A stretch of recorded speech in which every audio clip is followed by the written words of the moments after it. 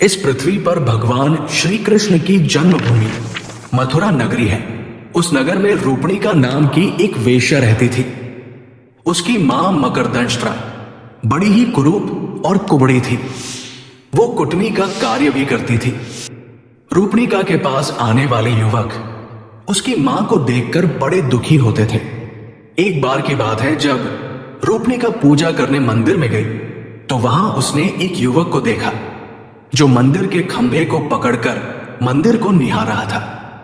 अचानक उस युवक की नजर रूपणिका पर पड़ी। रूपणिका को देखते ही वो युवक उस पर आसक्त हो गया।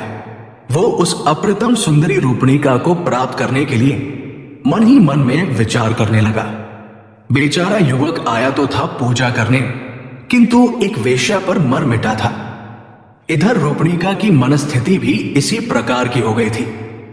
वो भी मंदिर में पूजा करने आई थी, किंतु वो उस युवक पर मोहित हो उठी थी। रूपणिका का अब अपने मन पर कोई बस नहीं रहा था। वो अपने दिल से हार गई थी। उसने अपने साथ आई सेविका से कहा, देखो वो सामने एक युवक खड़ा है, जाकर उससे कहो कि आज रात्रि वो मेरे घर पर पधारे और हमारा आतिथ्य स्वीकार करे। रूपणिका की बात सुनकर सेविका युवक के पास गई और बहुत ही मधुर वाणी में बोली, युवक, वो सामने मेरी स्वामिनी रूपणिका खड़ी है। उन्होंने मुझे आपके पास ये संदेश देने के लिए भेजा है कि आज रात आप उनका आतिथ्य स्वीकार करें। उन्होंने आज रात्रि आपको अपने घर आने के लिए आमंत्रित किया है। आता आप अवश्य आने की कृपा करें। यह सुनकर युवक बोला, मुझे इसमें कोई आपत्ति नहीं है, किंतु मैं चाहता हूं कि मुझे आतिथ्य देने से पहले आपकी मालकिन भी मेरे बारे में जान ले। मैं लौह जंग नाम का एक निर्धन ब्राह्मण हूं, जबकि रूपणिका के पास केवल धनवान पुरुष ही जा सकते हैं। ऐसी स्थिति में मैं वहां कैसे आ सकता हूं? तब उस सेविका ने लौह जंग से कहा, मेरी स्वामिनी आपसे धन नहीं चाहती। आप केवल उनके निवास स्थान पर आ जाएं, यही बहुत है। यदि ऐसी बात है तो आज रात्रि मैं अवश्य जाऊंगा। उस सेविका ने युवक से हुई सारी बातों को जाकर रूपणिका को बताई। पूजा करने के बाद रूपणिका अपने घर पहुंची। उस युवक के आकर्षण में रूपणिका इस तरह बंध चुकी थी कि उसे कुछ भी होश में ना रहा और वो उस युवक के ध्यान में डूब गई। संध्या होते ही रूपणिका उस युवक की प्रतीक्षा में बैठ गई, जिसका उसे बेसब्री से इंतजार था। हर पल घंटे के समान व्यतीत हो रहा था और उसकी प्रतीक्षा बढ़ती ही जा रही थी।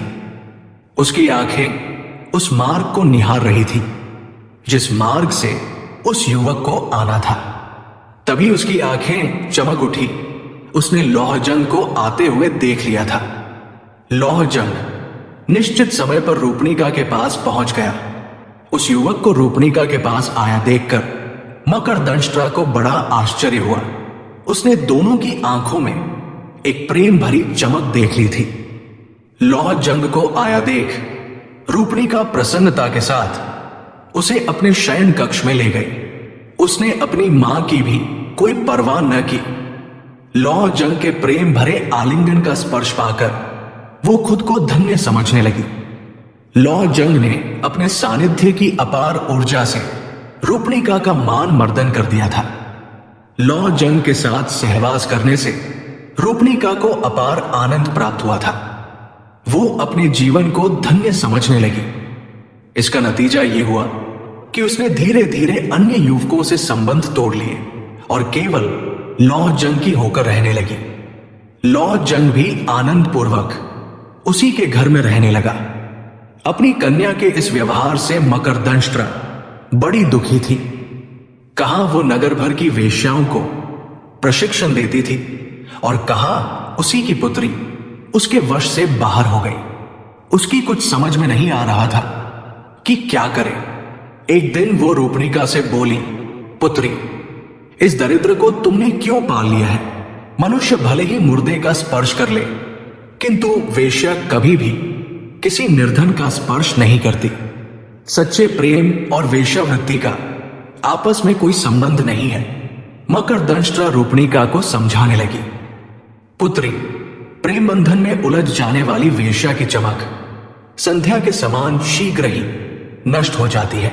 वेश्या केवल धन के लिए प्रेम का नाटक करती है। मेरा कहा मानो, इस दरिद्र ब्राह्मण से पल्ला छुड़ा लो, अन्यथा तुम स्वयं अपने पांवों पर कुल्हाड़ी मार लोगी। मां की बातें सुन रूपणिका को बड़ा गुस्सा आया। वो कहने लगी, मां, चाहे तुम कुछ भी कहो, परंतु मैं इसे नहीं छोड़ सकती। मैं इसे प्राणों से भी अधिक चाहती हूं। मेरे पास धन की कोई कमी नहीं है, और फिर इतने धन का मैं करूंगी भी क्या? तुम बहुत बड़बड़ कर रही हो। अब भविष्य में इस प्रकार की बातें मत करना। पुत्री को विद्रोह पर उतरी हुई जानकर मकरदंष्ट्रा मन मसोस कर रह गई। वो कुटनी किसी प्रकार लौह जंग को रूपणिका के जीवन से बाहर निकालने की योजना बनाने लगी। अभी कुछ ही दिन बीते थे कि एक दिन मकरदंष्ट्रा ने कुछ सशस्त्र सैनिकों के साथ जाते हुए एक राजकुमार को देखा। उसके दिमाग में एक योजना आई। वो दौड़कर राजकुमार के पास पहुंची और जाकर के बोली, राजकुमार, मेरे घर पर एक निर्धन कामुक ब्राह्मण ने अधिकार कर लिया है। मैं आपसे प्रार्थना करती हूं कि आप उसे किसी भी प्रकार मेरे घर से निकालकर बाहर करें। इसके बदले में आप मेरी पुत्री के साथ आनंद पूर्वक विहार कर सकते हैं। प्रजा की रक्षा करना अपना कर्तव्य समझ राजकुमार ने उसकी बात स्वीकार कर ली।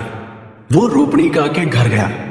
संयोग से उस समय रूपणिका मंदिर गई हुई थी और लौह जंग भी घर पर नहीं था। कुछ ही समय बाद जब लौह जंग लौटा तो राजकुमार के सैनिक उसे पीटने लगे। वो वहां से भागने लगा तो सैनिकों ने उसे नाले में गिरा दिया। लौह जंग ने किसी प्रकार से अपनी जान उन सैनिकों से छुड़ाई और वहां से भाग खड़ा हुआ। मंदिर से लौटने पर रूपणिका ने जब घर की दशा देखी और जब उसे सब कुछ ज्ञात हुआ तो वो बहुत दुखी हुई। रूपणिका ने अपने प्रेम संबंधों को लेकर सारी बातें राजकुमार को बताई और अपनी मां के करतूतों को भी राजकुमार के समक्ष रखा। फिर राजकुमार को भी लगा कि उसने जो कुछ किया वो उचित नहीं था। तब उसने रूपणिका के भोग का विचार छोड़ दिया और वहां से निकल पड़ा। इधर लौह जंग समझ गया था कि ये सब मकरदंष्ट्रा की करतूत है। उसे उस पर भारी क्रोध आ रहा था, किंतु वो विवश था। रूपणिका के प्रेम में व्याकुल लौह जंग किसी तीर्थ में जाकर आत्मघात करने का विचार करने लगा। तपती दोपहरी में लौह जंग आगे बढ़ा जा रहा था। मकरदंष्ट्रा के व्यवहार से दुखी तो वो था ही, ऊपर से भयंकर गर्मी में चलना भी कठिन हो रहा था। तब वो इधर उधर छाया की खोज करने लगा, जिसका वहां नामो निशान भी न था। अचानक लौह जंग को एक मरे हुए हाथी की खाल दिखाई दी, जिसका मांस गीदड़ों ने खा लिया था, किंतु चमड़े को वे नहीं खा पाए थे। उस खाल के पास जाकर लौह जंग उसके अंदर देखने लगा। उसमें मांस या रक्त का नाम भी न था। गर्मी से व्याकुल लौह जंग उसके अंदर जाकर बैठकर आराम करने लगा। छाया मिलते ही गर्मी में थके हारे लौह जंग को तत्काल नींद आ गई। लौह जंग को कुछ भी सुध न था। उसे यह मालूम न हो सका कि कब भयंकर वर्षा हुई और कब क्या हुआ। भयंकर बारिश ने उस जगह को जलमग्न कर दिया था, जहां लौह जंग उस हाथी के खाल में सुध-बुध खोकर सोया हुआ था। वर्षा में नदियों से बहता हुआ वो उसी खाल के साथ समुद्र में जा पहुंचा। समुद्र में वो खाल के साथ तैरते हुए हिचकोले खा रहा था। तभी एक गरुड़ ने उसे देख लिया। उसे मांस का पिंड समझकर गरुड़ झपटकर उसे लेकर उड़ चला। गरुड़ उसे एक टापू पर ले गया। टापू पर पहुंचकर गरुड़ हाथी के खाल को उधेड़ने लगा। उसने हाथी की खाल को उधेड़ डाला, किंतु उसमें मांस का तो नाम भी न था, अपितु अंदर एक जीवित मनुष्य बैठा था। उसे मनुष्य को देखकर गरुड़ डर गया और उस खाल को छोड़कर गरुड़ उड़ गया। नींद खुलने पर खाल में बने छेदों से लौह जंग ने बाहर देखा तो उसकी समझ में कुछ भी नहीं आया। उसे ये सब एक स्वप्न के समान लग रहा था। सहसा उसकी दृष्टि समुद्र तट पर खड़े दो राक्षसों पर पड़ी, जो भयभीत होकर उसे देख रहे थे। उन भयानक राक्षसों को देखकर लौ जंग भी डर गया। भगवान राम के लंका पर आक्रमण और हनुमान के लंकाधन की घटनाओं से वे राक्षस परिचित ही थे। अतः पुनः एक मनुष्य के लंका आ पहुंचने से वे बड़े डरे हुए थे। वो वहां से भागे और सीधा लंका के राज दरबार में जाकर उन्होंने इस घटना के विषय में राजा विभीषण को सूचित किया। लंका में जो कुछ भी घटना घटित हुआ था, उस घटना से विभीषण जानता था कि मनुष्य जाति बड़ी प्रभावशाली है। लंका द्वीप में मनुष्य के आगमन के समाचार से वो बड़ा चिंतित हुआ और उसने अपने दूतों को आदेश दिया, जाओ समुद्र तट पर आए हुए उस मानव को आदर सहित यहां ले आओ। भयभीत दूतों ने डरते डरते लौह जंग को विभीषण का आदेश सुनाया। लौह जंग ने ध्यान से उसकी बात सुनी और फिर उसके साथ चल पड़ा। लंका की शोभा देखकर लौह जंग को बड़ा आश्चर्य हुआ। सोने की लंका जगमगा रही थी। दूत के साथ लौह जंग विभीषण की सभा में पहुंचा, जहां उसने महाराज विभीषण को देखा। विभीषण ने ब्राह्मण समझकर लौह जंग का समुचित सत्कार किया और उसका परिचय जानने के लिए पूछा, ब्राह्मण देवता, आप कौन हैं? आपका यहां आगमन कैसे हुआ? लौह जंग सरासर झूठ बोल गया। उसने कहा, मैं मथुरा निवासी एक कुलीन ब्राह्मण हूं। अपनी दरिद्रता से दुखी होकर मैंने निराहार रहकर भगवान विष्णु की कठिन तपस्या की। तब एक दिन भगवान ने स्वप्न में दर्शन देकर मुझसे कहा, पुत्र, तुम लंका नरेश विभीषण के पास जाओ। वो मेरा परम भक्त है, वो तुम्हें मुंह मांगा धन देगा। मैंने भगवान से कहा, मैं विभीषण के पास पहुंचूंगा कैसे? कहा राजा विभीषण और कहा मैं, तुम शीघ्र जाओ, तुम्हारी भेंट विभीषण से होगी। भगवान बोले। इसके बाद जब मेरी नींद खुली तो मैंने खुद को इस द्वीप पर पाया। इससे अधिक मुझे कुछ नहीं पता कि मेरे साथ क्या हुआ और मैं यहां कैसे पहुंचा। विभीषण जानता था कि कोई साधारण व्यक्ति लंका तक नहीं पहुंच सकता, अतः उसने लौह जंग को कोई महान ब्राह्मण समझकर उसकी बातों पर विश्वास कर लिया। उसने लौह जंग से कहा, मैं आपकी मनोकामना अवश्य पूर्ण करूंगा। विभीषण ने उसके रहने की सुंदर व्यवस्था कर दी। लौह जंग सुखपूर्वक लंका में रहने लगा, पर लौह जंग रूपणिका की याद को भुला नहीं पाया था। अतः कुछ दिन उसे लंका में रहने के बाद ही रूपणिका की याद आने लगी। अतः एक दिन उसने विभीषण से अपने घर मथुरा लौटने की आज्ञा मांगी। महाराजा विभीषण ने लौह जंग का अनुरोध स्वीकार कर लौह जंग को घर भेजने की तैयारी करने लगे। महाराज विभीषण ने पहले एक गरुड़ लौह जंग को देते हुए कहा, आप इस पर सवारी करेंगे, अतः इसे आप अपने वश में करें।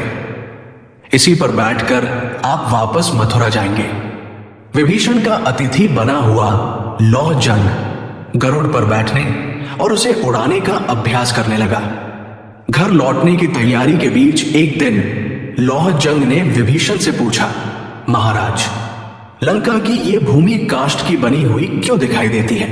विभीषण बोले, ये एक लंबी कहानी है, क्या आप इसे सुनना चाहेंगे? अवश्य महाराज, लौह जंग ने कहा। अच्छा सुनो, कहकर विभीषण कथा सुनाने लगे। प्राचीन काल में कश्यप के पुत्र गरुड़ ने अपनी मां विंता को नागों की दास्ता से मुक्त कराने की प्रतिज्ञा की। इसके लिए इसका एक उपाय नागों को अमृत कलश लाकर देना भी था। इसके लिए सर्वशक्तिमान बनना आवश्यक था। अतः गरुड़ अपने पिता के पास गया। सर्वशक्तिमान बनने के लिए गरुड़ ने पिता कश्यप से प्रार्थना की तो वो बोले, समुद्र में एक कछुआ और एक हाथी जैसे विशाल जीवों को खाने से तुम्हारा शाप छूट जाएगा। गरुड़ तुरंत समुद्र में पहुंचा। उसने उक्त दोनों जीवों को पकड़ लिया और उन्हें खाने के लिए कल्पवृक्ष की डाल पर जा बैठा, किंतु उसके भार से डाल टूटकर पृथ्वी पर गिर पड़ी। वहीं नीचे बालखिल्य ऋषि तप कर रहे थे, कहीं वह डाल उन पर न जा गिरे। इस भय से गरुड़ ने उसे बीच में ही पकड़ लिया और उसे उठाकर यहां समुद्र के तट पर रख दिया। ये लंका कल्पवृक्ष की उसी डाल पर बसी हुई है, इसीलिए ये काष्ठ की बनी हुई दिखाई दे रही है। इस कथा को सुन लौ जंग को बड़ा आश्चर्य हुआ। कुछ दिनों में उसे गरुड़ की सवारी का अभ्यास हो गया। तब विभीषण ने उसे पर्याप्त धन और मूल्यवान रत्न दिए तथा मथुरा के स्वामी के लिए शंख, चक्र, गदा और पद्म भेजे। इस सभी चीजों को लेकर लौ जंग गरुड़ पर बैठकर मथुरा की ओर उड़ चला। कुछ ही समय में वो मथुरा पहुंच गया। मथुरा में लौ जंग ने गरुड़ को एक बौद्ध विहार में उतारा। विभीषण से मिले धन को पृथ्वी में गाड़ दिया तथा गरुड़ को एक खूंटे से बांध दिया।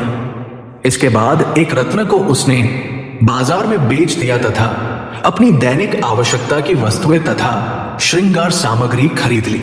बौद्ध विहार में लौटकर उसने स्नान, भोजन आदि किया तथा अपने वाहन पक्षी को भी भोजन कराया। फिर वो सुंदर वस्त्र पहनकर सज संवर कर तैयार हो गया। सायंकाल में वो गरुड़ पर बैठकर रूपणिका की छत पर जा पहुंचा। वहां जाकर उसने एक विशेष प्रकार की आवाज की तो रूपणिका उसे देखने के लिए बाहर आई। उस समय लौ जंग शंख, चक्र आदि युक्त भगवान विष्णु के वेश में था। उसे देखने पर रूपणिका ने उसे भगवान विष्णु ही समझा। लौ जंग ने उसे अपना वास्तविक परिचय नहीं दिया और बोला, मैं भगवान विष्णु तुमसे मिलने आया हूं। लौ जंग ने भगवान विष्णु का दिव्य रूप धारण कर रखा था। आता रूपणिका भगवान विष्णु के दिव्यता में खो गई और लौ जंग को ना पहचान पाई। रूपणिका उसे प्रणाम करते हुए बोली, भगवान आपने बड़ी कृपा की, आइए विराजिए। अपने वाहन गरुड़ पक्षी को वहीं बांधकर लौ जंग रूपणिका के कक्ष में चला गया। कुछ समय उसके साथ बिताने के बाद लौ जंग गरुड़ पर बैठकर अपने निवास स्थान पर चला गया। इसके बाद रूपणिका को बड़ा हर्ष होने लगा। उसे अपने भाग्य पर बड़ा गर्व हुआ कि वो भगवान की प्रेमिका बन गई है। वो समझने लगी कि साक्षात विष्णु की प्रेमिका बन जाने से वो स्वयं भी देवी बन गई है और अब उसे मनुष्यों से बातें भी नहीं करनी चाहिए। अत रूपणिका ने लोगों से बोलना भी छोड़ दिया। वो अंदर ही पर्दे में रहने लगी। उसके इस व्यवहार से उसकी मां को आश्चर्य होना स्वाभाविक ही था। इसका कारण जानने के लिए मां ने एक दिन रूपणिका से पूछा, बेटी तुमने बोलना क्यों छोड़ दिया है?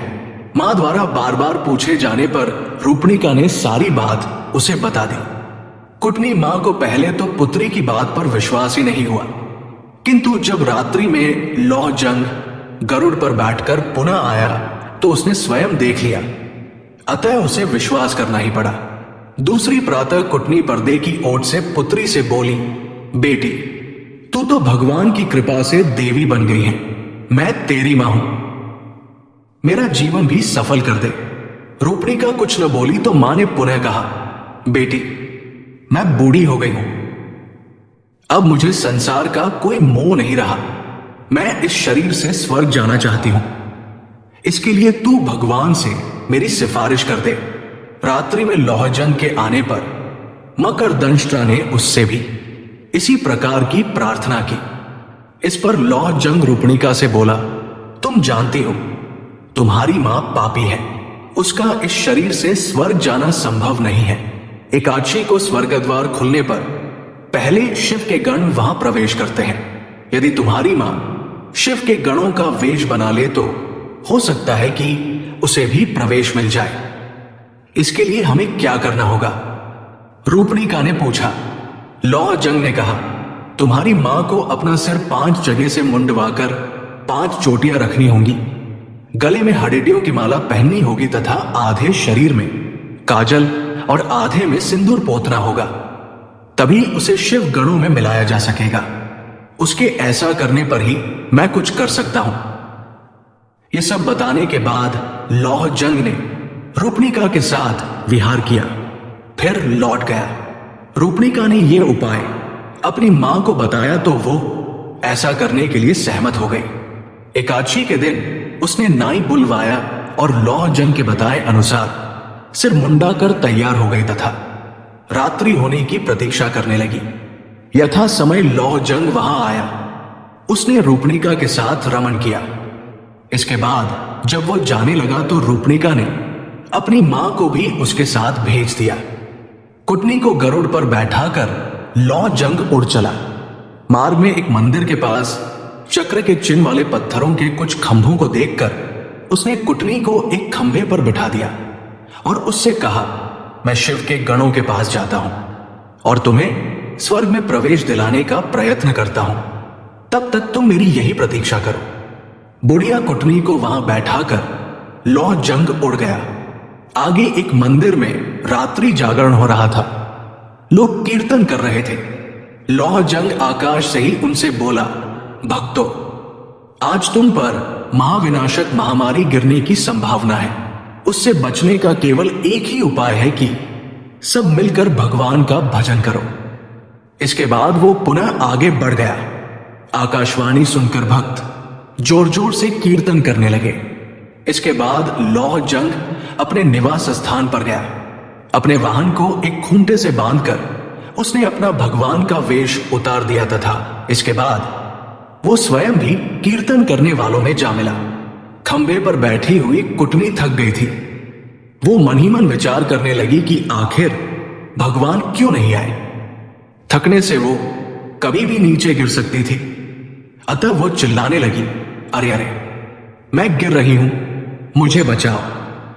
कीर्तन करते लोगों ने उसका चिल्लाना सुना तो उसे महाविनाशक महामारी समझा। अतः वे बोले, नहीं नहीं, मत गिरो, महामारी न गिर पड़े। इस भय से मथुरा के लोग सारी रात भयभीत बने रहे। प्रातःकाल राजा और प्रजा सभी ने उस खंभे पर कुटनी को बैठा पाया तो उन्हें बड़ा आश्चर्य हुआ। उसे पहचान कर लोग अपनी हंसी रोक न पाए। इस सूचना के मिलने पर रूपणिका भी वहां आई। अपनी मां को इस स्थिति में देखकर वो भी आश्चर्य में डूब गई। किसी प्रकार कुटनी को खंभे से नीचे उतारा गया। पूछने पर उसने अपने साथ बीती सारी घटना लोगों को कह सुनाई। लोगों ने इसे सिद्ध पुरुष द्वारा किया गया एक मजाक समझा। सभी कहने लगे, इस कुटनी ने कई युवकों को ठगा है। चलो आज कोई इसे ठगने वाला भी मिल गया। निश्चय ही वो कोई पहुंचा हुआ व्यक्ति होगा। इस घटना से राजा का भी अच्छा मनोविनोद हुआ। अतः उसने घोषणा कर दी कि इस कुटनी को दंड देने वाला हमारे सामने आ जाए, उसे सम्मानित किया जाएगा। घोषणा होने पर लौ जंग राजा के सामने आ गया।